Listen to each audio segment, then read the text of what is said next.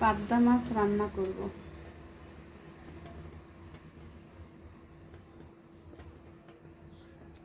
ফ্রিজে টমেটো রেখে দিয়েছিলাম বক্সে করে, এখন পাবদা মাছ রান্না করব।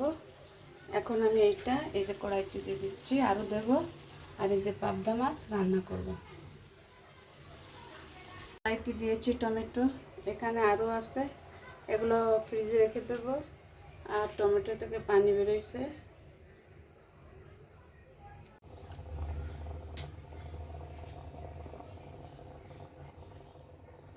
এখন ঢেকে দেব।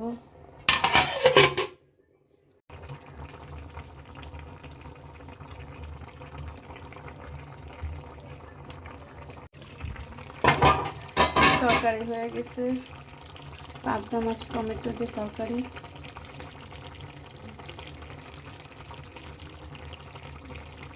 সবাই ভালো থাকবেন, আল্লাহ হাফেজ।